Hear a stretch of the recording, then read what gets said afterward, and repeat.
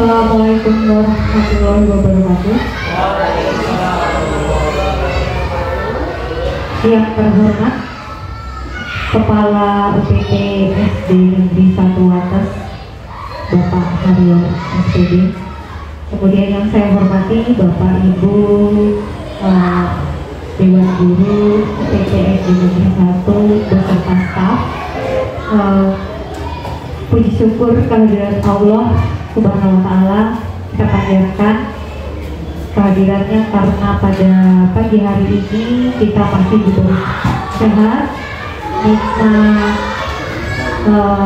syukur, nikmat bernapas, nikmat waktu, nikmat bertemu dalam keadaan sehat walafiat. Salawat serta salam tak lupa kita sampaikan kepada junjungan kita Nabi besar Muhammad yang selalu kita nantikan syafaatnya di yaumil akhir itu. Bapak Ibu Guru, perkenankan saya di sini sebagai sebuah acara dalam kegiatan aksi nyata diseminasi budaya positif Guru Penggerak Angkatan 10 UPT SD Negeri 1 Wates Kecamatan Gading Rejo. Sebelum kegiatan ini mempersingkat waktu, mari kita mulai acara ini dengan membaca lafaz basmalah. Acara yang kedua yaitu menyanyikan lagu kebangsaan Indonesia Raya dan Mars Priksewu yang akan dipimpin oleh Ibu Ella. Kepada beliau waktu dan tempat dipersilakan.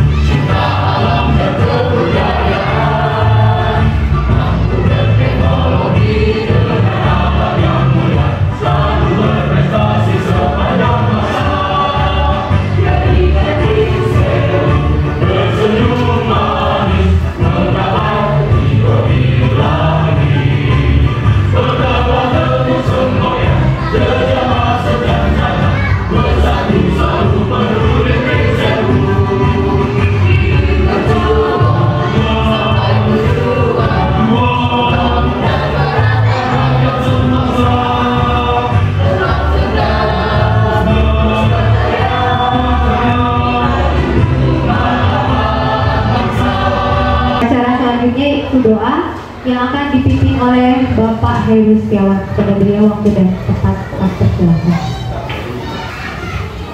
Assalamualaikum warahmatullahi wabarakatuh. Agar kiranya acara pada pagi hari ini berjalan dengan lancar, tak membawa manfaat dan barokah untuk kita semua. Mari kita berdoa bersama-sama. Bismillahirrahmanirrahim. Allahumma sholli wa sallim wa barik ala sayyidina Muhammad wa ala sayyidina Muhammad sayyidil awwalin wal akhirin wa radiyallahu tabaraka wa ta'ala ajma'in. Alhamdulillahi rabbil alamin, hamdan syakiran hamdan na'am wa kafi mazidah. Ya Rabbana alhamdu kama yanbaghi li jalali wajhika al-karim wa 'azimi sultanik. Allahumma salli wa sallim ala sayyidina Muhammadin al-fatihi lima ukhliqa wa al-khatihi lima sabaqa nasirul haqqi bil haqqi wal hadi ila siratal mustaqim wa ala alihi haqqa qadrihi wa miqdarihi al-'azim. Rabbi zidni ilman warzuqni fahman, Rabbi zidni ilman warzuqni fahman, Rabbi zidni ilman warzuqni fahman. Allahumma ghfirli dhunubi wa liwalidayya warhamhuma kama rabbayani shighara waj'alni muslimina wal muslimat wal mu'minina wal mu'minat ila ma Allahumma qbil wa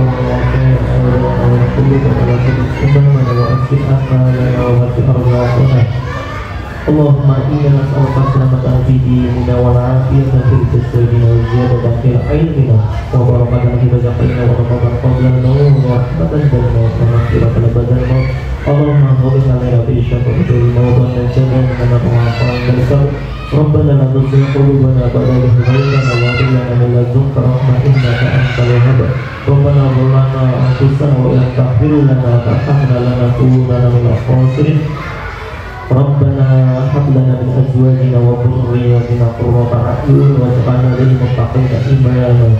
Rabbana atina fid dunya hasanah wa fil akhirati hasanah wa qina adzabannar. Wa sallallahu ala alihi wa sahbihi wa baraka wa sallim. Subhana rabbika rabbil izzati amma yasifun wa salamun ala mursalin walhamdulillahi rabbil alamin. Al-Fatihah. Selanjutnya yaitu sambutan dari Bapak Kepala PTSD Negeri Satu kepada Bapak Haryono SPD. Waktu dan tempat kami persilakan.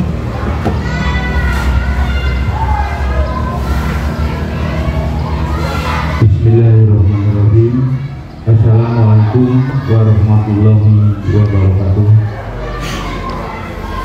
Tak bosan-bosannya kita selalu memanjatkan rasa syukur kehadirat Ilahi yang mana pada pagi hari ini kita masih diberi kesehatan sehingga kita dapat berkumpul melaksanakan tugas kita di pagi hari ini.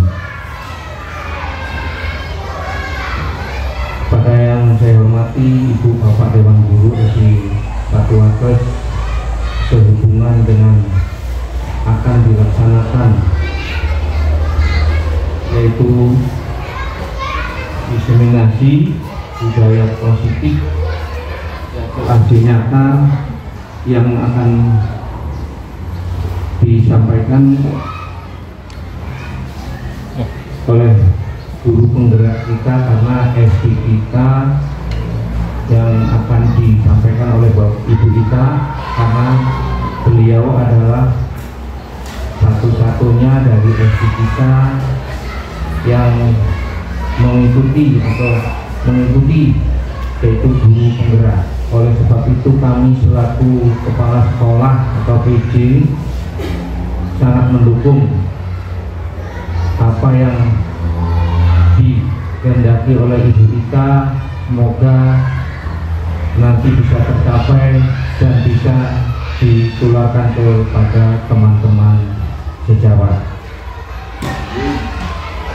Bapak Ibu Dewan Guru SD Satuan Kes yang saya hormati, kemungkinan nanti kami hanya membuka atau menyampaikan ada beberapa hal. Semoga pelaksanaan ini akan berjalan dengan tertib, aman, lancar.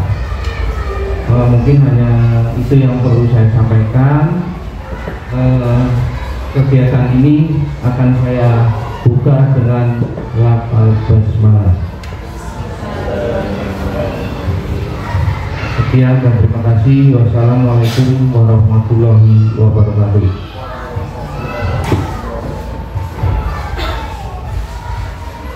Acara yang selanjutnya yaitu penyampaian materi dimensi budaya positif yang akan disampaikan langsung oleh Ibu Ike Novita Sari Prati.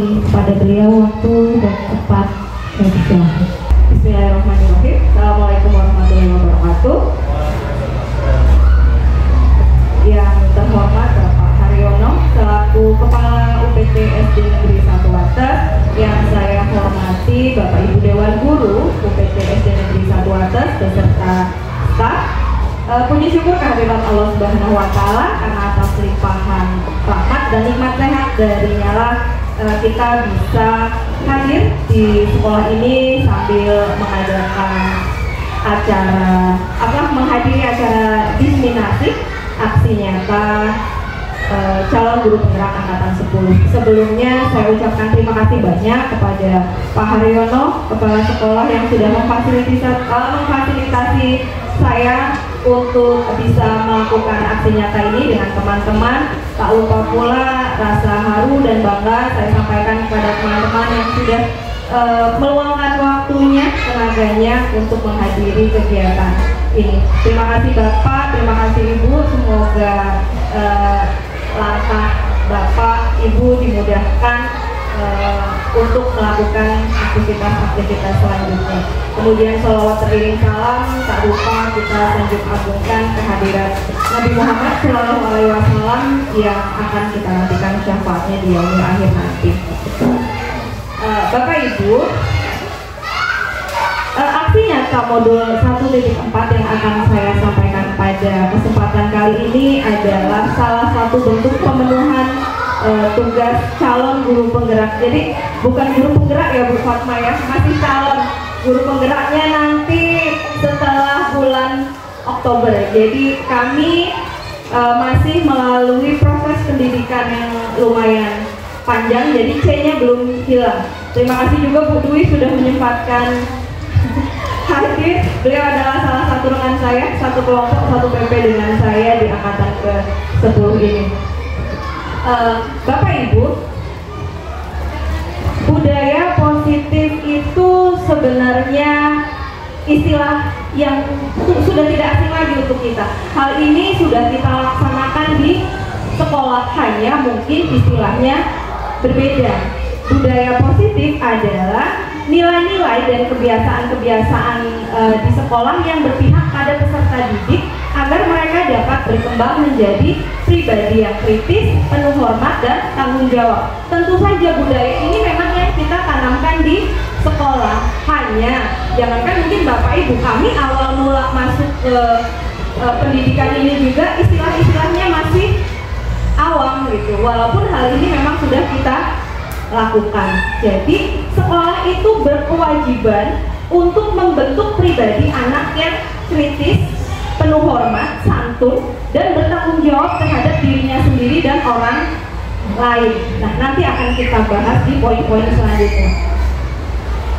Nah, tujuan mulia dari penerapan disiplin positif itu tadi adalah agar terbentuk murid yang berkarakter.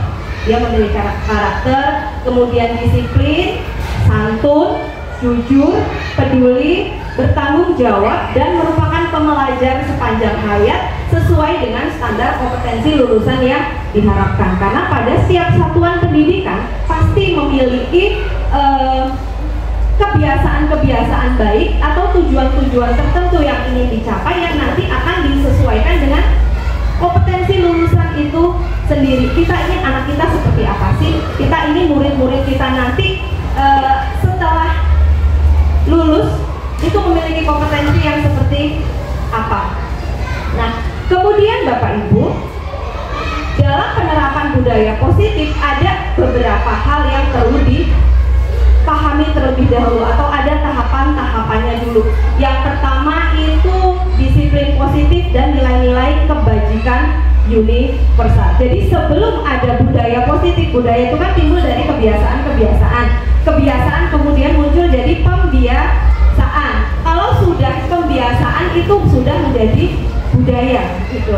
Nah, disiplin positif adalah bentuk kontrol diri untuk mencapai suatu tujuan mulia. Bapak Ibu, rekan-rekan, kalau kita mendengar kata disiplin, yang terbersih di pikiran kita itu apa sih? Disiplin itu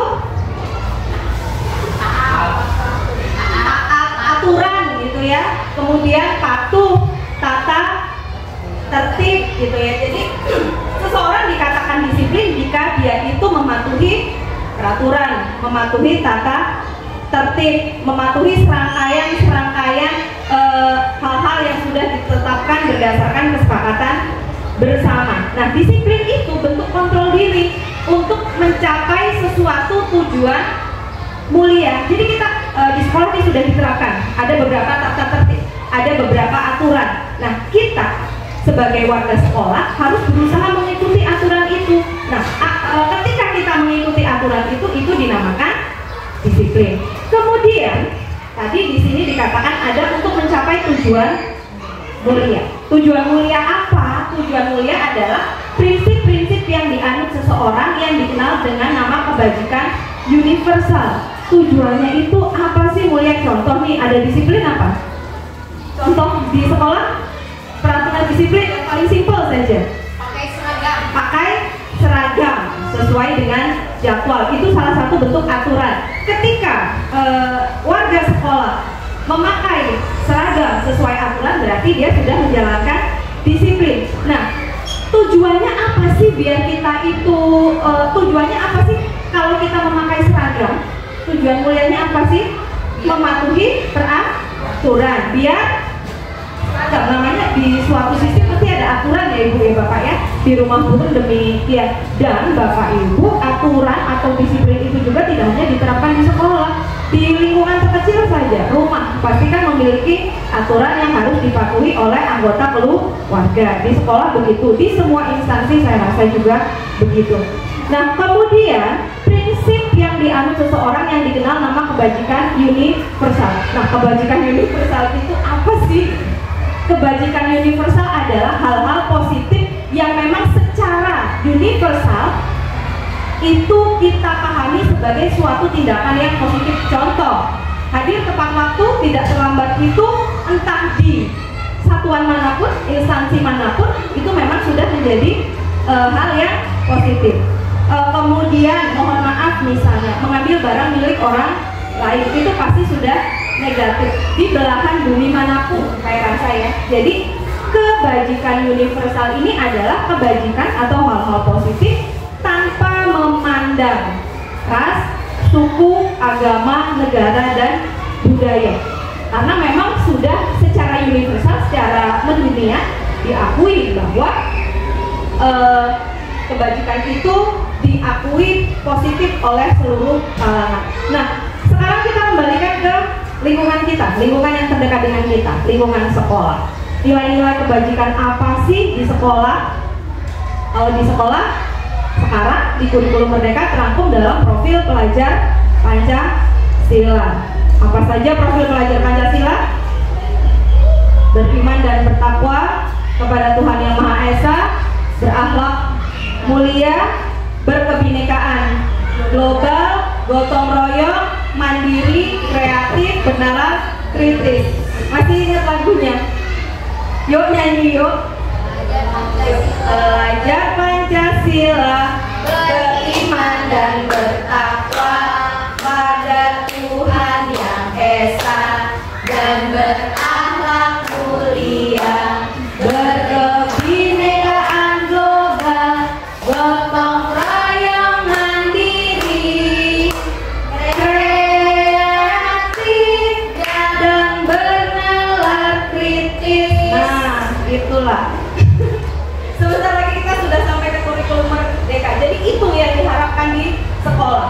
Beriman dan bertakwa kepada Tuhan Yang Maha Esa, berakhlak mulia, agamis, santun, ya, baik tindak tutur lakunya. Kemudian berkebinekaan global, tidak membeda-bedakan teman, tidak memilih-milih teman, saling menghormati antara buku budaya dan agama, ya.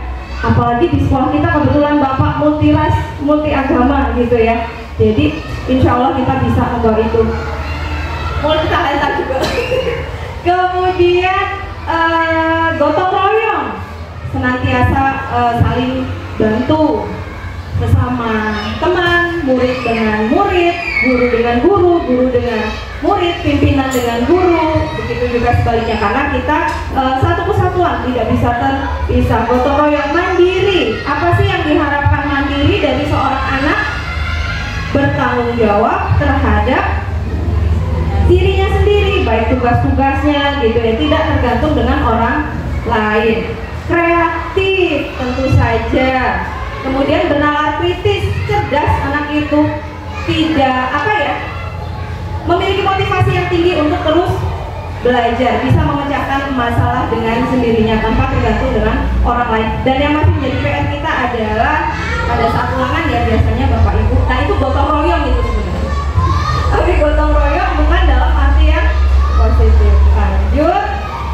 Kemudian Bapak Ibu, kita sudah ke langkah yang kedua. Kalau tadi yang pertama itu mengenai disiplin positif dan kebajikan universal, untuk menciptakan budaya positif yang kedua yang perlu kita pahami adalah teori motivasi, hukuman dan penghargaan, dan restitusi. Satu-satu akan kita bahas. Yang pertama teori motivasi.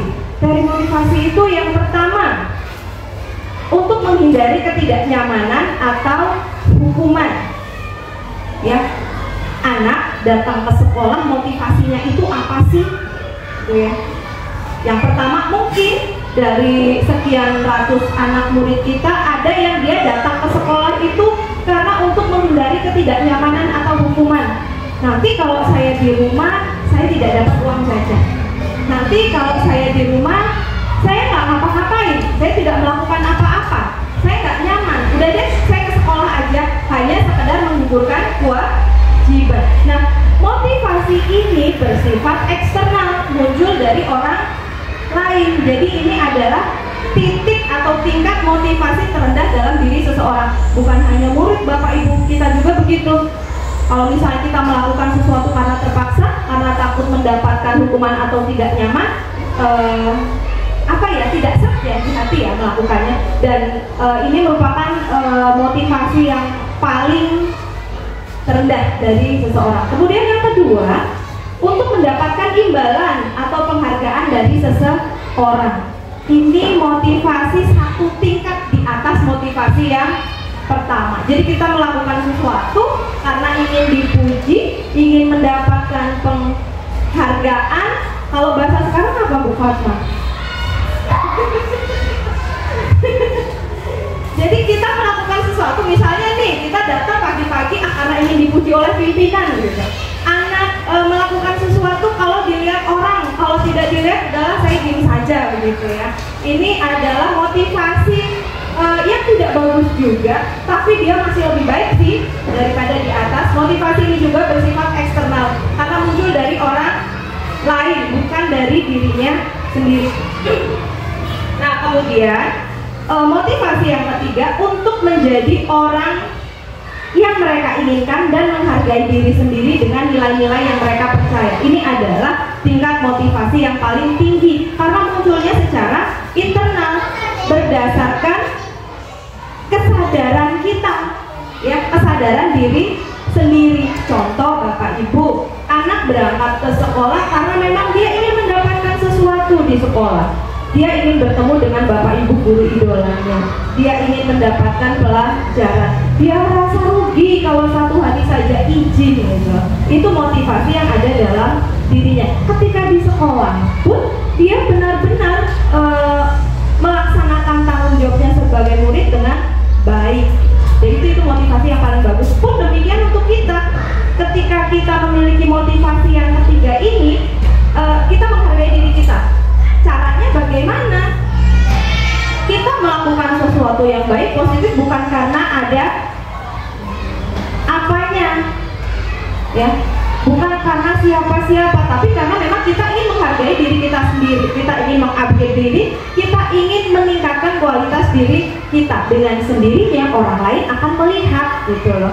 Jadi tanpa kita meminta imbalan, kalau kita melakukan sesuatu yang positif, orang juga akan melihatnya seperti itu. Dengan kata lain, kita dengan secara sadar penuh meningkatkan kualitas diri kita. Itu untuk teori motivasi. Yang kedua, kita sudah ke hukuman dan penghargaan. Hukuman itu sesuatu yang dilakukan bagaimana Bapak Ibu? Sering ya kita mendengar kata hukuman. Hukuman itu yang seperti apa sih? Ada anak terlambat, kita lebih sering menghukum, memberikan konsekuensi, atau melakukan restitusi? Memberikan hukuman. Jadi langsung hukuman itu dilakukan secara spontan pada saat itu juga. Nah, hukuman atau konsekuensi adalah tindakan terhadap suatu pelanggaran yang dilakukan secara langsung, biasanya berupa hukuman fisik atau verbal. Ya, kalau guru di sekolah enggak ya kalau fisik. Tapi lebih sering ke verbal. Nah, nanti di tahapan selanjutnya akan kita bahas bagaimana itu hukuman. Apa sih dampaknya hukuman bagi anak-anak kita. Kemudian hukuman atau penghargaan adalah cara mengontrol perilaku seseorang yang bisa menghancurkan potensi mereka. Jadi Bapak Ibu, ternyata hukuman ataupun penghargaan itu tidak efektif, ya, tidak bagus dampaknya ke anak karena memang akan menghancurkan potensi diri mereka. Memang terkadang ini yang salah satu pernah menjadi pertanyaan saya ya Bu Dwi dalam rukun kemarin. Kita sebagai guru itu kadang melakukan sesuatu kepada anak yang melakukan pelanggaran secara spontan. Saat itu juga ucuk-ucuk, kalau bahasa orang sana saknyet gitu ya. Anak lambat ya sudah langsung kita tegur. Anak tidak mengerjakan PR ya langsung kita tegur. Apakah seperti itu cara yang sudah benar? Ternyata yang sudah kita lakukan selama ini ada beberapa yang belum tepat dan belum berpihak kepada anak. Bapak Ibu, kuncinya di sini kita mengajar adalah berpihak pada anak. Bahkan Ki Hajar Dewantara pun mengatakan bahwa seorang guru itu harus menghamba pada murid. Kita harus benar-benar memahami kebutuhan mereka. Oke. Lanjut, nah yang terakhir restitusi. Nah, restitusi adalah tingkatan tertinggi dalam melakukan atau menyelesaikan permasalahan seseorang. Restitusi adalah proses menciptakan kondisi bagi murid untuk memperbaiki kesalahannya sehingga bisa kembali pada kelompoknya dengan karakter yang lebih kuat. Nah, pernyataan ini dikemukakan oleh Diane Goshen dalam bukunya yang bahasa Inggris, saya lupa judulnya, pokoknya Teori Disiplin, yang dicetak tahun 2004. Nah, kemudian Bapak Ibu, restitusi ini adalah proses kolaboratif yang mengajarkan murid mencari solusi atas masalah, ya Allah typo maaf, atas masalah mereka sendiri. Ya, bagaimana tahapan restitusi akan kita bahas di akhir. Ini baru tahapan yang kedua untuk menciptakan budaya positif. Lanjut, nah sekarang yang ketiga, tahapan yang ketiga adalah membuat keyakinan kelas. Kita di kelas masing-masing dari kelas 1 sampai kelas 6 juga sudah pasti punya keyakinan kelas kan? Sudah disepakati, sudah dibuat oleh guru dan murid. Kemudian ketika kesepakatan kelas itu dilanggar, pasti ada konsekuensinya terhadap warga sekolah. Nah, sekarang apa itu keyakinan kelas? Keyakinan kelas adalah nilai-nilai kebajikan universal yang disepakati secara tersirat dan tersurat. Jadi ada yang tertulis, ada yang tidak tertulis dalam kelas. Kelas pasti punya peraturan sendiri, terlepas dari negara, ras, suku, dan agama. Seperti sudah dijelaskan di awal tadi bahwa kebajikan universal tidak memandang negara, ras, suku, dan agama. Kemudian seseorang akan lebih tergerak melakukan sesuatu berdasarkan keyakinannya dibandingkan hanya sekadar mengikuti peraturan tertentu. Bapak Ibu yakin, kalau kita yakin akan sesuatu, kita pasti dengan sukarela ya melakukannya. Ya, yakin saya agamanya Islam, ya sudah tanpa terpaksa saya melakukan aturan saya karena saya yakin saya senang melakukannya. Tapi kenapa dibuatnya keyakinan kelas bukan peraturan? Kalau peraturan kan seperti kita hanya mengikuti saja gitu ya. Kita taat karena takut melanggar. Kalau melanggar nanti kita dapat konsekuensi. Makanya dinamakan sekarang keyakinan kelas, bukan lagi tata tertib, bukan lagi peraturan. Jadi apa ya? Bahasanya hanya diganti saja begitu Bapak. Biar lebih lebih luas jangkauannya. Jadi kalau tata tertib, aturan itu seperti sesuatu yang memaksa orang lain. Tapi kalau keyakinan itu muncul dari dalam diri kita sendiri. Nah, bagaimana cara membuat keyakinan kelas? Ya, ini saya seperti mengajari ikan berenang ya Pak. Sebenarnya Bapak Ibu guru yang lebih senior di sini pasti lebih tahu cara membuat keyakinan kelas berbeda dengan peraturan Bapak Ibu. Keyakinan kelas itu bersifat abstrak, lebih rinci kalimatnya dan komunikatif. Komunikatif dalam arti mudah dipahami oleh anak-anak sesuai jenjangnya. Nanti akan diberi contoh bagaimana sih cara membuat keyakinan kelas untuk kelas rendah dan kelas tinggi. Kemudian berupa pernyataan universal, pernyataan umum, berupa pernyataan positif. Tidak boleh ada kata jangan, ya. Jangan lari-lari di kelas, jangan buang sampah sembarangan. Kalimat jangan itu ternyata oleh psikolog itu sudah tidak boleh digunakan lagi. Kemudian tidak terlalu banyak. Jadi keyakinan kelas itu dibuatnya jangan ada 10, jangan ada berapa belas gitu, tidak. Kenapa? Agar mudah diingat oleh anak-anak. Berupa sesuatu yang dapat diterapkan di lingkungan itu, dalam arti disesuaikan dengan kondisi lingkungan, usia seluruh warga kelas. Makanya tadi dikatakan bahwa keyakinan kelas rendah, kelas 1, 2, 3 pasti berbeda dengan keyakinan kelas tinggi karena kosakatanya juga berbeda. Kemudian yang terakhir, berdasarkan pendapat warga kelas atau warga sekolah. Dari yang terkecil deh, warga sekolah. Misalnya dalam satu sekolah itu ada 20 anak, ya 20 anak itu suruh menembuk semua apa yang menurut mereka harus diterapkan di kelas. Bagaimana tahapan membuatnya? Membuat keyakinan kelas, tahapannya yang pertama itu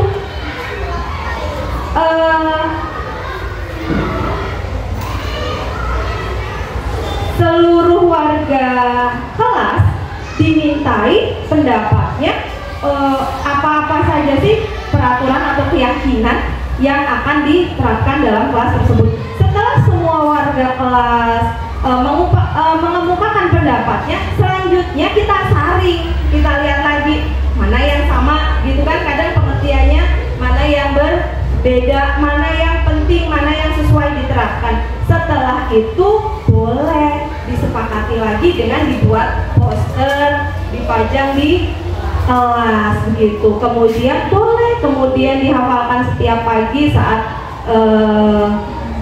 sebelum kegiatan pembelajaran dimulai, pada saat literasi pagi juga bisa. Lanjut, nah ini adalah contoh keyakinan kelas ini untuk kelas rendah 1, 2, 3. Contoh, setiap siswa perlu belajar. Kalimatnya efektif, setiap siswa perlu belajar. Artinya apa? Tanggung jawab, ya.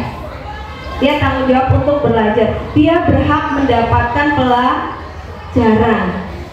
Memang dia datang ke sini kewajibannya sebagai murid, tapi dia juga memiliki hak. Hak dia adalah untuk mendapatkan pelajaran. Kemudian setiap siswa saling menghargai. Bukan yang tidak boleh ribut, tidak boleh berantem, tidak boleh lari-lari di kelas. Kan dulu kata-katanya seperti itu ya. Nah kalau sekarang setiap siswa perlu saling menghargai.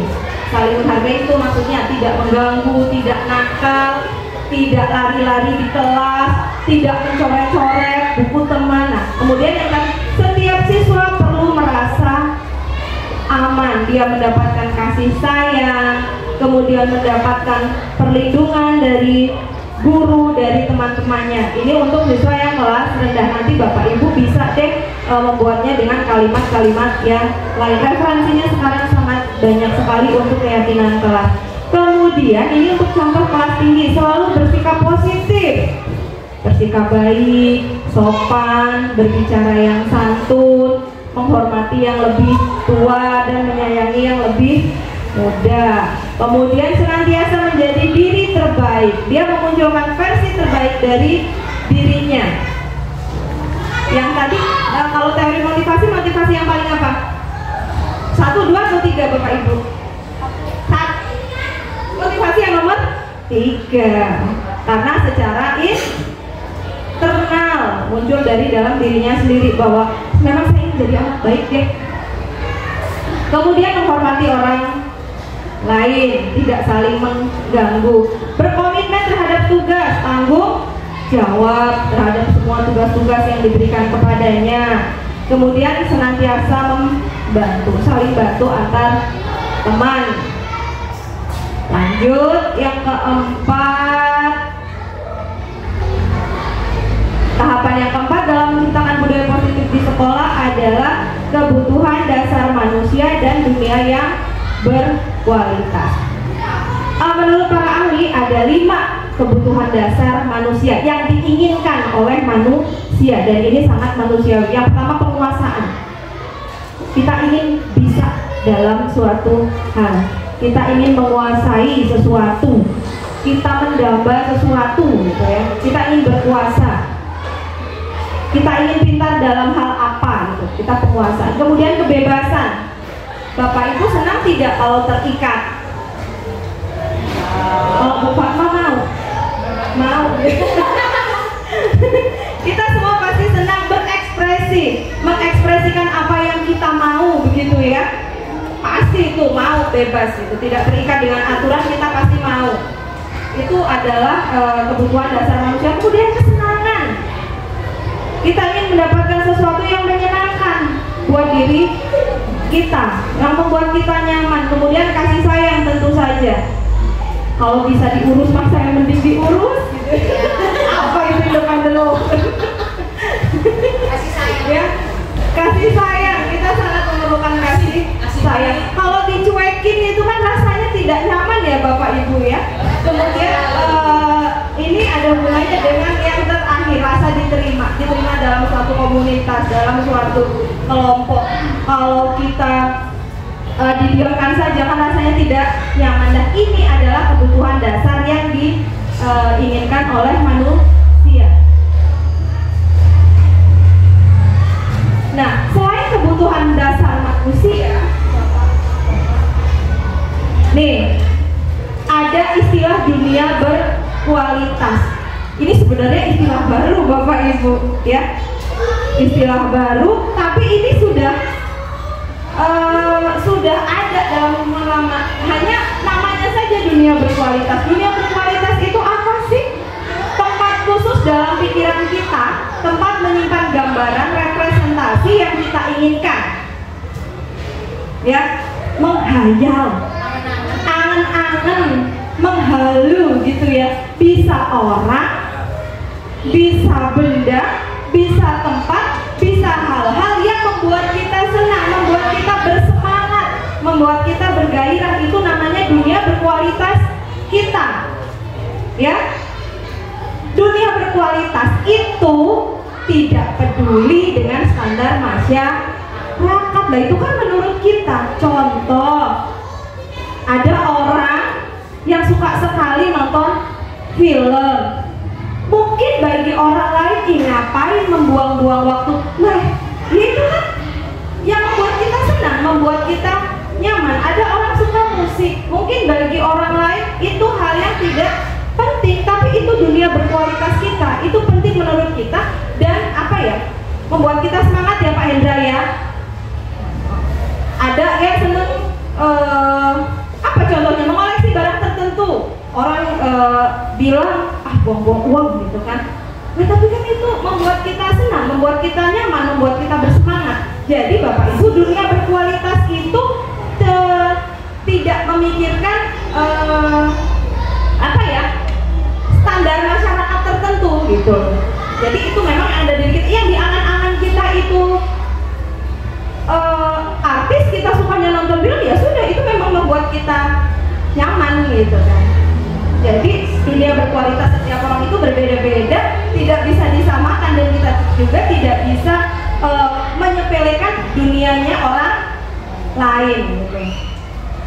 Lanjut, nah sekarang jika dikaitkan dengan lingkungan kita, lingkungan pendidikan, anak didik kita juga memiliki gambaran dunia yang berkualitas Bapak Ibu, bukan hanya kita orang dewasa. Anak-anak juga mengangan-angankan sesuatu. Sebagai guru, kita tentu ingin memasukkan nilai-nilai yang bermakna dan kebajikan hakiki ke dalam dunia berkualitas mereka. Tugas kita adalah menuntun dan menebalkan garis putus-putus mereka biar karakternya terlihat lebih jelas. Tentu yang ingin ditanamkan adalah karakter yang positif, karakter yang baik. Bila guru dapat membangun interaksi yang memberdayakan dan memerdekakan murid, maka murid akan meletakkan dirinya sendiri sebagai individu yang positif dalam dunia berkualitas karena mereka menghargai nilai-nilai kebajikan. Jadi Bapak Ibu, flashback ke filosofi pendidikan menurut Ki Hajar Dewantara. Jadi anak dibawa ke sekolah itu masih berupa garis putus, bukan berarti kosong sama sekali. Dia sudah membawa kodratnya. Nah, tugas kita sebagai guru adalah mendidik anak sesuai dengan kodrat alam dan kodrat zaman. Kodrat alamnya itu apa? Ya kodrat mereka, bawaan mereka dari lahir yang ada dalam dirinya sendiri. Kita tebalkan garis putus-putus itu, tapi juga tidak melupakan kodrat zaman. Zamannya sekarang seperti apa? Akan berbeda dengan zaman dulu cara mendidiknya. Dan Bapak Ibu, dengan situasi yang terjadi sekarang ini, banyak ya mungkin Bapak Ibu pernah membaca guru zaman sekarang berbeda dengan guru zaman dulu, dan itu sangat menyakitkan. Lah, kenapa harus sama ya? Guru zaman dulu ya wis tua-tua. Orang tua sekarang juga berbeda dengan orang tua zaman dulu. Begitu kan? Tapi kalau kita teruskan, itu hanya akan jadi debat kusir yang tidak akan pernah selesai. Jadi ya sudah, kita laksanakan saja tugas kita dengan baik. Ya itu yang saya bilang tadi, orang yang akan menilai diri kita ketika melihat langsung. Oke, jadi Bapak Ibu, tugas kita adalah apa ya? Memfasilitasi dunia berkualitas anak-anak seraya menanamkan hal-hal yang positif agar mereka juga membayangkan hal-hal yang positif. Karena musuh kita sekarang adalah gadget, ya. Lanjut, untuk membuat dunia yang berkualitas, Bapak Ibu, ada beberapa pertanyaan pemantik yang bisa dijawab oleh diri kita sendiri sampai akhirnya kita tahu dunia berkualitas itu apa sih? Yuk, mari kita renungkan. Yang pertama, siapa orang yang paling penting dalam hidup Anda? Ya, siapa sih orang yang paling penting? Bu Dwi bilang diri saya sendiri penting. Mungkin ada yang bilang keluarga juga ada banyak, ada orang tua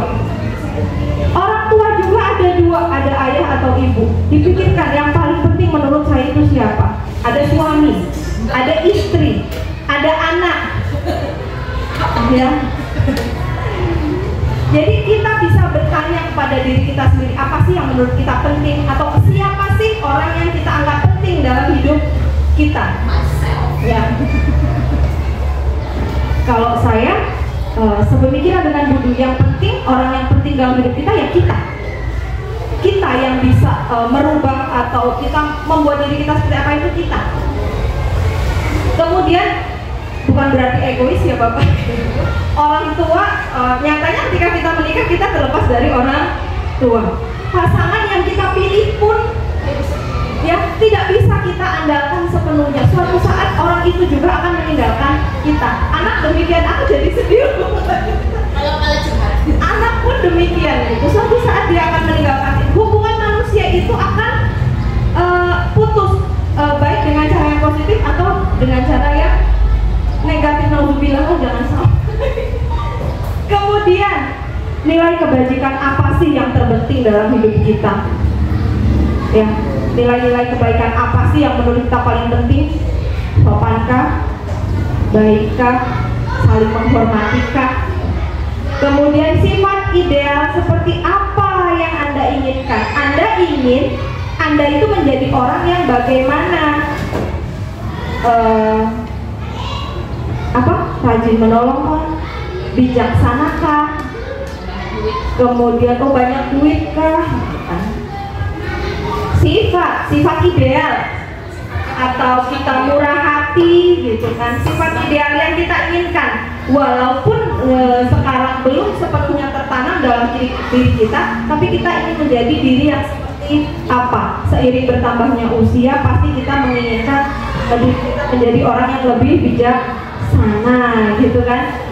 Kemudian apa pencapaian yang sangat Anda banggakan sampai dengan saat ini? Saya sudah bangga ketika saya bisa melakukan apa, saya bisa mendapatkan apa gitu. Apa pekerjaan ideal Anda? Apakah menjadi seorang guru sudah merupakan pekerjaan yang ideal? Sudah, tentu saja. Bohong sekali kalau bilang sebenarnya saya nggak ingin jadi guru loh. Saya ini sudah kecemplung jadi guru. Ya. Sudah kadung itu ya karena kita yang memilih sendiri kan. Jadi sekarang kalau bilang sebenarnya saya tidak ingin menjadi guru, tapi sekarang saya sudah jadi guru, ya ayo kita sama-sama bertanggung jawab menjadi guru yang seperti apa kita sendiri yang bisa memilih gitu loh. Kita sendiri yang bisa menghargai diri kita sendiri. Kemudian apa yang paling bermakna dalam hidup Anda? Bisa peristiwa, ya, bisa hal-hal lain. Nah, pertanyaan pemantik ini adalah contoh yang bisa kita pakai untuk menentukan dunia berkualitas kita. Bayangan kita, kalau saya pribadi, dunia berkualitas saya adalah main, jalan-jalan, ya, belanja, gitu kan? Kemudian healing yang paling murah apa? Bu Nes, nonton gitu ya. Itu adalah dunia berkualitas kita. Hanya menatap layar HP, kalau itu membuat kita senang, orang lain bilang itu menyia-nyiakan waktu, nah saya sangat berkualitas. Setelah itu saya makin bersemangat gitu ya. Jadi itu Bapak Ibu contoh kebutuhan dasar manusia dan dunia yang berkualitas. Bukan berarti kemudian kita merasa bodoh dan mengabaikan semua tata tertib atau konsekuensi-konsekuensi di masyarakat ya. Tetap harus berpaku pada pakem yang memang sudah ada di masyarakat. Misalnya yang menyenangkan bagi saya setelah musik keras-keras itu kira-kira mengganggu tidak gitu kan. Jadi dunia berkualitas kita juga tetap harus melihat nilai-nilai kebajikan universal. Nah, sudah kelima, hampir sampai nih yang terakhir, keenam, restitusi. Restitusi adalah bagian yang paling tinggi dari memberikan konsekuensi kepada seseorang yang melakukan pelanggaran. Bapak Ibu, ada 5 posisi kontrol dalam restitusi. Yang pertama penghukum, pembuat rasa bersalah, sebagai teman, sebagai pemantau, atau sebagai manajer. Ini urutannya dari yang terendah sampai yang tertinggi. Rata-rata kita dari kelima posisi kontrol ini mana yang sering kita lakukan ke anak? Kalau saya terus terang mungkin sebelum mengikuti pendidikan guru penggerak itu masih di posisi yang paling atas, atau itu nomor 2. Ini dilakukan secara spontan. Nah, bersyukur sekali masuk ke pendidikan ini, jadi kita tahu deh ternyata yang kita lakukan selama ini kurang baik, kurang berpihak pada anak. Bapak Ibu begini deh, kita ingat-ingat lagi, ketika anak membuat kesalahan kita hukum, anak itu akan berhenti membuat kesalahannya atau terulang lagi kesalahan yang sama? Terulang lagi. Kenapa? Ya itu terbukti, sudah diteliti, itu tidak efektif ya. Anak yang membuat kesalahan dihukum baik secara verbal maupun fisik tidak akan menyadari kesalahannya, malah cenderung akan melakukan kesalahan Yang pertama sebagai penghukum. Biasanya dilakukan secara spontan menggunakan hukuman fisik, jewer, cubit gitu ya, atau verbal lewat kata-kata. Kamu ini ya udah dibilangin berkali-kali gitu kan, ting gitu. Pokoknya kata-katanya terkadang menyakitkan. Nah, hasilnya apa Bapak Ibu dengan hal yang seperti itu? Hasilnya murid akan marah. Terkadang ada ya anak kalau dimarah orang tuanya balik marah, jawab, wah gitu kan. Kemudian dendam. Dia diam pada saat dihukum, tapi di dadanya ini mengumpat.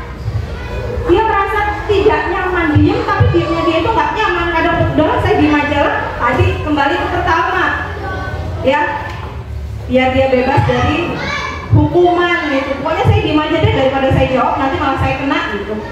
Tapi tidak efektif, dan ini adalah titik terendah dari sebuah proses penyelesaian masalah.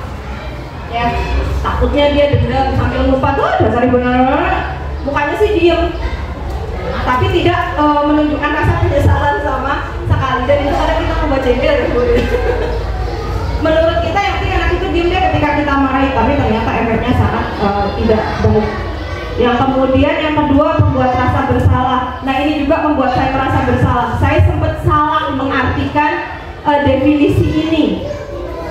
Ya, pembuat rasa bersalah saya pikir sesuatu yang positif awalnya, tapi ternyata ini sesuatu yang negatif. Pembuat merasa bersalah ini guru yang pintar-pintar ngomongnya loh Bapak Ibu. Dia ngomongin anak, manggil anak yang melakukan kesalahan, suaranya lembut banget tapi landep. Kemudian suasananya hening, tenang. Apa yang dirasakan anak? Dia gak nyaman, dia merasa rendah diri karena saking merasa bersalahnya nih. Hasilnya dia akan tertekan. Yang dikhawatirkan adalah dia nanti menyakiti dirinya sendiri atau menyakiti orang lain. Apa sih kata-kata yang seperti ini yang biasa membuat rasa bersalah ini? Kamu itu ya, apa yang ada di pikiran kamu? Bagaimana coba kalau orang tua kamu tahu apa yang kamu lakukan di sekolah? Pasti mereka sedih. Gak kasihan apa kamu sama orang tua kamu? Udah capek-capek cari duit, banting tulang, pergi pagi, pulang malam. Ya. Jadi membuat rasa bersalah ini juga ternyata efeknya kurang baik bagi si anak. Takutnya ketika dewasa nanti akan terngiang kata-kata kita yang seperti itu. Seorang sudah jadi orang dalam tanda kutip dengan bapaknya, dia bilang, nih Bu, lihat anakmu yang dulu membuat masalah, yang dulu kamu bilang masa depannya suram, sekarang saya sudah jadi seperti ini, Masya Allah gitu ya. Ada yang ketiga, lanjut yang ketiga sebagai teman. Jadi ketika kita memanggil anak yang membuat kesalahan, ada posisi guru sebagai teman. Nah, biasanya posisi kontrol sebagai teman ini dia tidak marah Bapak Ibu, ya. Bahasa yang digunakan itu tidak menyakiti murid. Selamat datang, silahkan masuk. Dia tidak menyakiti murid, kata-katanya baik, kemudian akrab gitu ya, terdengarnya akrab, tapi tetap berusaha mengontrol murid secara persuasif. Ya. Dampaknya apa Bapak Ibu? Bisa positif, bisa negatif. Kalau positif, anak jadi lebih akrab sama si guru. Dia lebih mudah mencurahkan alasan dia melakukan hal tersebut tanpa tanpa tertekan, tanpa rasa takut gitu ya. Kalau bahasa guru sebagai teman. Dampak negatifnya adalah anak tersebut menjadi ketergantungan. Jadi ketika ada masalah, ada bapak itu deh, ada ibu itu gitu ya. Kemudian dia tidak menghargai guru yang lain. Dengan guru yang lain dia tidak mau, pokoknya kalau ada apa-apa saya sama pak guru itu deh, saya sama bu guru itu saja deh gitu kan. Dengan orang lain dia bisa membuat kesalahan, tapi dengan guru yang dia anggap teman tadi dia tidak membuat kesalahan. Jadi bisa positif, bisa negatif. Makanya dia posisi kontrol sebagai teman ini diletakkan di tengah-tengah, kan ada 5 ya. Tadi penghukum dan pembuat rasa bersalah itu negatif. Kemudian sebagai teman itu bisa negatif, bisa positif, dia posisinya ada di tengah-tengah. Nah, yang ketiga adalah sebagai yang keempat, mohon maaf, yang keempat adalah sebagai pemantau. Apa itu pemantau? Sifat dia itu terhadap anak yang melakukan kesalahan, dia memantau atau mengawasi dengan menggunakan sanksi konsekuensi. Ini dampaknya positif Bapak Ibu, tapi nih ada konsekuensi juga bagi guru yang bersifat sebagai pemantau. Dia harus mengawasi si anak itu hingga selesai melaksanakan atau menyelesaikan konsekuensinya. Contoh, anak kelas 4 tidak mengerjakan PR. Setelah dilakukan restitusi, anak itu dipanggil ya Bapak Ibu. Oh iya, ketika kita ingin menyelesaikan permasalahan terhadap anak yang membuat masalah, sebaiknya tidak dilakukan saat itu juga, ya, tidak dilakukan rumah, tidak dilaksanakan di depan umum, di depan banyak orang, di depan teman-temannya, tapi dipanggil sendiri. Sayangnya kita belum punya ruangan tersendiri ya Pak ya. Ini dilema di SD, tidak punya guru BK, tidak ada ruang BK. Jadi kalau mau menyembunyikan anak untuk melakukan restitusi ini terus terang Bapak Ibu susah gitu. Tapi bukan berarti tidak bisa dilaksanakan. Nanti deh kita butuh kolaborasi dan kerjasama dari seluruh warga sekolah agar tercipta budaya positif. Kembali ke sini. Hasil dari pemantau ini apa? Murid memahami konsekuensi yang harus dijalankan, tetapi dibuat tidak nyaman. Pasti. Contoh, tidak mengerjakan PR tadi ya. Konsekuensinya apa? Nanti saat teman-teman kamu pulang sekolah, kamu kerjakan PR itu. Dia menyelesaikan tugasnya. Dia menyelesaikan konsekuensinya. Yang harus dilakukan pemantau apa? Ya, mengawasi sampai selesai.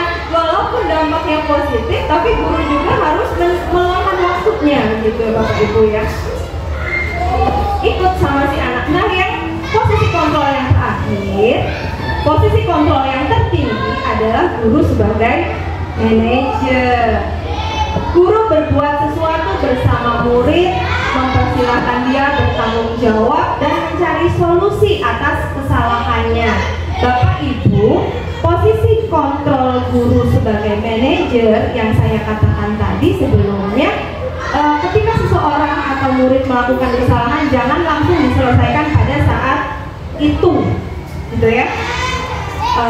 Terlambat misalnya, ya sudah, diminta saja, minta maaf, biar dia mendapatkan haknya belajar, dia ikut belajar, tapi nanti pada saat jam istirahat atau sepulang sekolah, anak itu dipanggil secara khusus, ya, kemudian dilakukanlah restitusi. Nanti ada di tahapan akhir, namanya segitiga restitusi.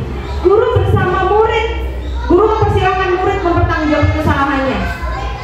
Kemudian hasilnya sangat positif Bapak Ibu. Murid tidak merasa tertekan karena tidak ada orang lain yang tahu. Dia bebas mengemukakan apa yang terjadi pada dirinya. Kemudian dia menyadari kesalahannya dan dia juga diminta untuk mencari solusi bagaimana sih atau apa sih yang harus saya lakukan biar tidak mengulangi kesalahan yang sama. Nah ini adalah tahapan yang terakhir dalam membentuk budaya positif. Tulisannya tidak jelas ya, tapi nanti insya Allah saya akan jelaskan. Namanya segitiga restitusi. Seperti apa ya, tepung terigu ya. Segitiga restitusi. Yang pertama adalah menstabilkan keadaan. Yang kedua, validasi kesalahan. Yang ketiga, menanyakan keyakinan.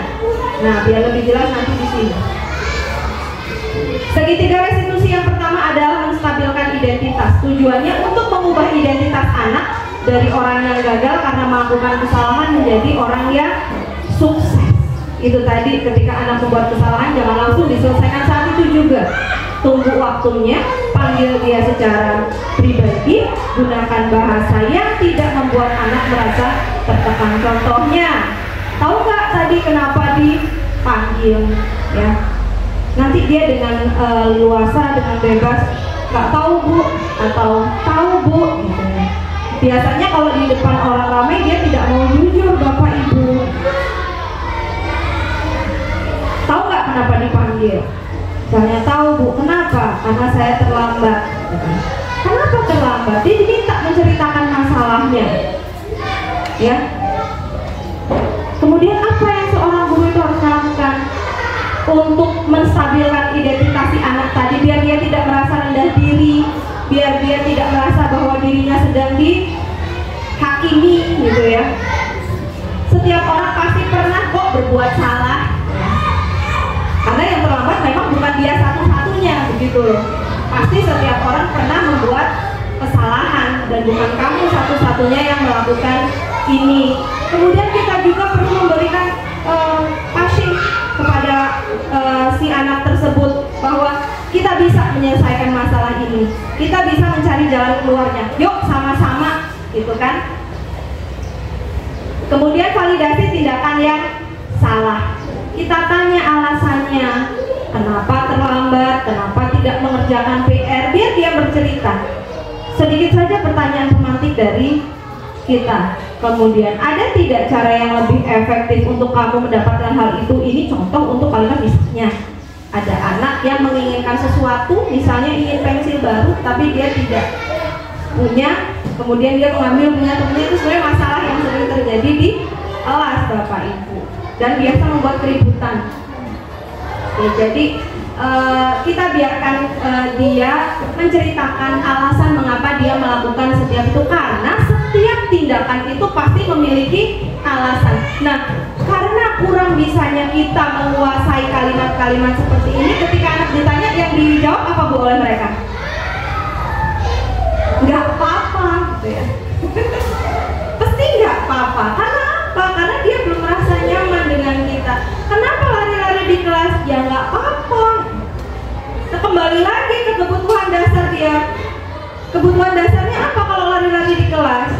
Ingin mendapatkan kesenangan, gitu loh. Kenapa tarik-tarik jilbab kawannya? Ya nggak apa-apa. Pasti kalau ditanya itu nggak apa-apa, selalu nggak apa-apa.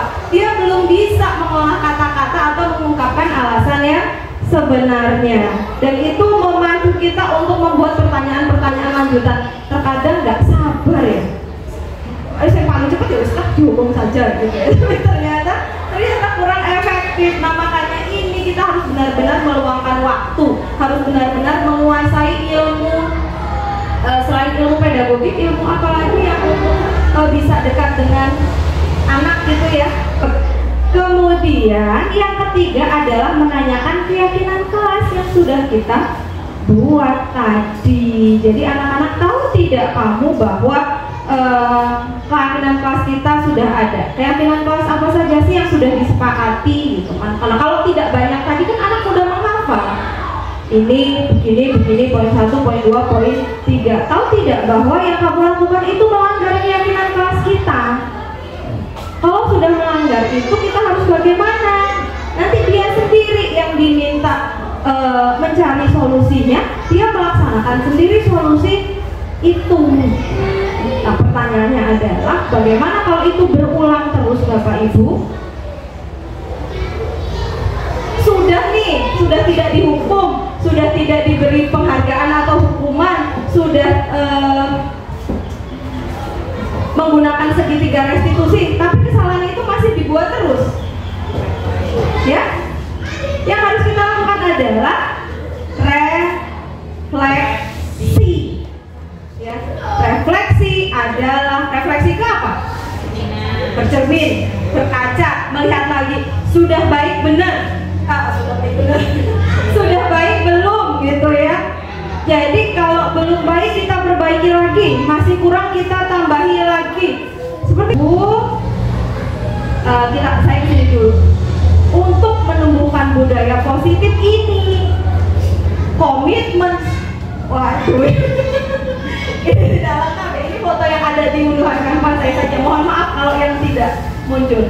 Untuk menumbuhkan budaya positif di sekolah itu yang diperlukan adalah guru dengan murid, kalau di sekolah antara pimpinan, guru, murid, orang tua. Jadi seluruh warga sekolah membuat komitmen ini, kemudian continue dilaksanakan secara terus menerus, ya, berulang kali sambil berrefleksi, kemudian kolaborasi, membutuhkan kerjasama dari semua pihak, karena mustahil ini dilakukan oleh kepala sekolah sendiri, kemudian mustahil dilakukan oleh guru agama sendiri, gitu. Kita harus menjadi guru yang diidolakan oleh murid-muridnya. Bapak Ibu, demikian penjelasan mengenai refleksi segitiga restitusi sebagai upaya untuk dapat dilakukan dengan membangun budaya positif di sekolah. Kata-kata baiknya adalah yang tidak membuat kita putus asa. Jangan putus asa Bapak Ibu, ini juga untuk kita semua. Untuk mewujudkan di budaya positif tadi membutuhkan pembiasaan yang tidak bisa dilakukan dalam waktu singkat. Selain itu, proses ini membutuhkan peran semua pemangku kepentingan di sekolah. Bukan berarti tidak bisa dilakukan. Kadang memang semangat kita naik turun, ya.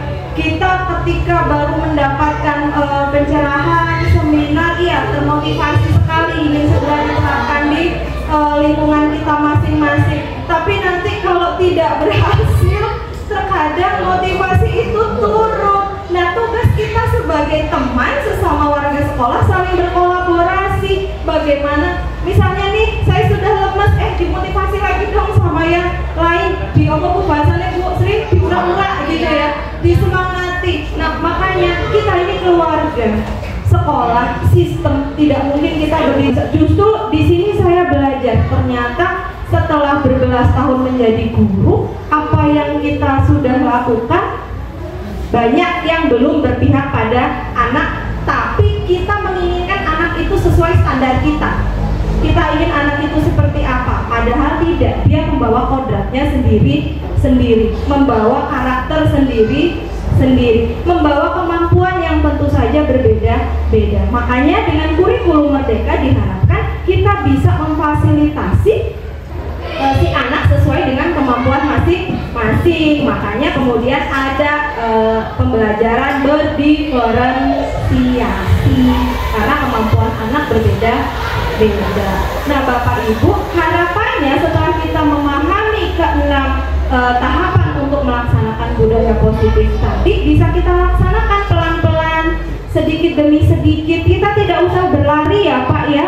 Kalau lari itu nanti capek, putus di tengah jalan. Kita pelan-pelan saja. Kita optimis saja deh bahwa kalau kolaborasi kita baik, kita bisa mencapai suatu tujuan yang mulia. Yaitu tadi yang diperlukan komitmen. Kita harus komit ketika ada sesuatu yang kita inginkan, kita harus jalankan, laksanakan bersama-sama, kemudian secara terus-menerus, dan yang pasti butuh kolaborasi sesama teman. Komunikasi yang baik harus dijalankan. Oke, baik, terima kasih. Sampai pada akhir. Salam tergerak, bergerak, menggerak. Demikian Bapak Ibu yang saya sampaikan mengenai budaya positif. Besar sekali sih harapannya. Budaya positif yang sebenarnya sudah ada di sekolah kita, tidak mungkin yang tidak ada, sudah ada. Yuk kita tekankan kembali untuk menjadi budaya sekolah, seluruh warga sekolah nih. Kalau saya sampaikan sebelum ditutup, ice breaking dulu yuk. Sudah berasap ini semuanya. Kita melatih konsentrasi, kita lemaskan otak. Bapak Ibu sudah pernah mendengar istilah kipas, kapas, kapuk? Kipas, kapas, kapuk. Jadi kita akan bermain kipas, kapas, kapuk. Ini, jadi kita akan menggunakan 3 jari. Ini kipas, yang ini kapas.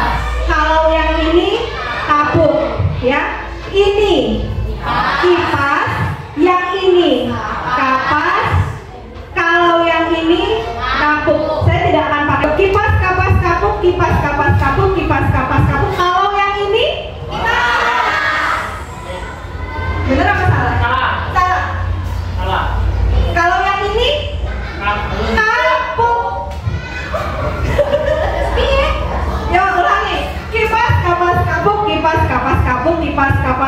ini cerdas. Tenaga muda itu luar biasa.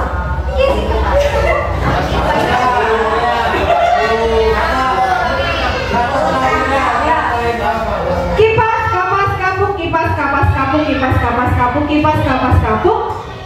Yang ini kapas. Ingat, ini kipas. Saya tidak pakai jari deh. Ini kipas. Yang ini kapas. Kalau yang ini kalau yang ini kapuk.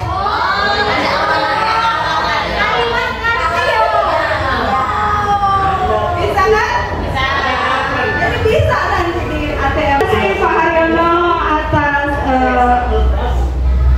sudah memfasilitasi saya. Terima kasih Bapak Ibu sudah meluangkan waktunya untuk mengikuti kegiatan diseminasi kali ini. Semoga sedikit yang saya sampaikan bisa kembali menggugah semangat dan motivasi kita untuk menjadi seorang guru yang saya tidak katakan guru yang lebih baik lagi, karena saya tahu kita sudah menampilkan versi terbaik dari diri kita, tapi paling tidak kita bisa menjadi guru yang berpihak pada murid.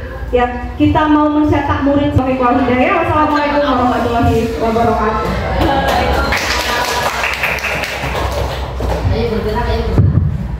Oke, untuk acara selanjutnya diskusi setelah kita mendengarkan pemaparan materi tadi dari Bu Ita. Biasanya kalau kita bertambah ilmu itu bertambah banyak pertanyaan ya Bapak Ibu. Biasanya. Jadi kita buka sesi diskusi. Silakan Bapak Ibu Dewan Guru yang ingin bertanya mengenai budaya positif tadi bisa ditanyakan. Bismillahirrahmanirrahim. Assalamualaikum warahmatullahi wabarakatuh. Alhamdulillah kita sudah mendengarkan paparan aksi nyata berjudul diseminasi budaya positif dari CGP Angkatan 10 yaitu Bu Ike Novitasari SPD. Setelah saya mendengarkan paparan dari beliau Bu Ita, yang alhamdulillah sudah bertambah pengetahuan saya tentang masalah untuk mengatur anak yang tidak disiplin. Datanya kita yang tadi tidak boleh ada hukuman, terus tidak boleh memberi penghargaan. Tapi emang selama ini di lapangan ya, untuk saya sendiri pribadi ya, mungkin saya di sekolahan ini dicap sebagai guru galak. Guru galak. Tapi niat saya seperti itu ya bukan untuk menyakiti sang anak yang melakukan kesalahan tersebut, tapi ya untuk biar mereka lebih bisa disiplin kembali. Yang sering saya temui di lapangan itu ya seperti bikinlah setiap pagi saya selalu ya berangkat pagi, selalu mengawasi anak-anak yang piket untuk di kelas 1 sampai kelas 6. Yaitu tadi karena kita pertama awalnya nak pungut sampahnya yuk sini, bisa diam aja anaknya. Setelahnya berulang kali, 2 kali anaknya masih juga diam. Itu ujungnya kamu ini lo sampahnya lo, kamu dituju dari tadi kok malah diem aja. Nah itu karena ya balik lagi, karena itu anak-anak itu emang ya benar itunya berbeda-beda, sifatnya berbeda-beda. Tapi ya tadi kalau tujuan saya ya bukannya untuk supaya mental anak tersebut itu tidak. Tapi alhamdulillah ya ada beberapa anak yang saya seperti itu, cara saya seperti itu, ada yang mereka positif berubahnya alhamdulillah kayak saya di kelas seperti kemarin ada di materi tema 8 itu tentang mandiri. Nah, di sana saya tekankan anak untuk mandiri, segala macam seperti pulang sekolah bereskan pakaiannya sendiri, terus makannya jangan disuapin. Ya alhamdulillah ada beberapa wali murid yang positifnya ya emang perubahan anak itu sudah ada dengan cara saya ya bukan galak sih sebenarnya, tapi emang logatnya seperti ini.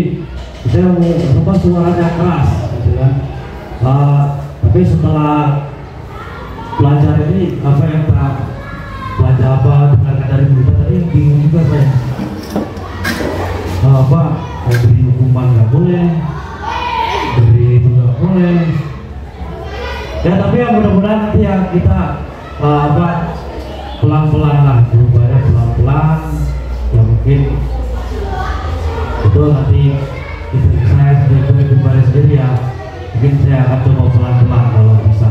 Tapi emang kalau suara emang ya seperti ini suara saya kan sama anak-anak di kelas itu ya emang bukan galak, tapi memang suaranya keras, tegas gitu kan. Ya mungkin itu apa yang saya dapatkan dari aksi nyata dari Ibu Novita hari ini. Ya sekali lagi saya ucapkan terima kasih. Ini sungguh bermanfaat bagi saya pribadi, bermanfaat bagi kita semua. Ya mungkin hanya itu dari saya. Wassalamualaikum warahmatullahi wabarakatuh.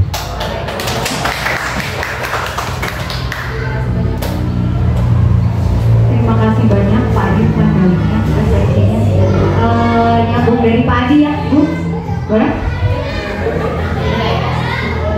Karena tidak ada yang mau bicara, jadi saya aja yang bicara. Dari pemaparan kita tadi tentang budaya positif ini, saya kasih bukan dari juga.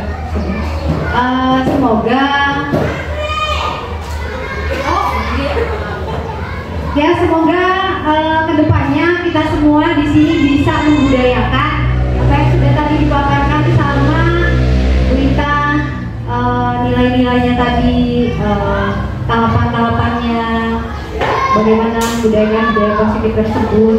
Memang pasti masih banyak sekali ya Bapak Ibu. Kita ini kalau nanganin ya saya sendiri juga seperti itu. Kemarin saya punya cara baru malah. Jadi kalau mau kemana saya gambar mukanya. Jadi saya gambar kucing mukanya. Kalau belum pulang, boleh dihapus. Lumayan ada perubahan. Yang tadinya nggak mau hafalan, jadi semangat dia hafalnya. Dia takut mukanya digambar seharian, karena nanti dia ini sama teman-temannya. Karena budaya positif ini nggak bisa instan ya Bapak Ibu. Semoga kita semua bisa berproses, kita semua bisa melakukan hal-hal yang sudah tadi Ibu sampaikan, sehingga bisa terwujud generasi-generasi kita yang berjiwa Pancasila tadi. Oke, untuk yang selanjutnya adalah penutup rangkaian acara tadi. Semuanya sudah kita lakukan dengan lancar tanpa ada satupun kendala. Mari kita tutup dengan membaca lafaz hamdalah. Saya selaku pembawa acara, apabila masih banyak kekurangan saya mohon maaf. Saya akhiri, wabillahi taufiq wal hidayah. Wassalamualaikum warahmatullahi wabarakatuh.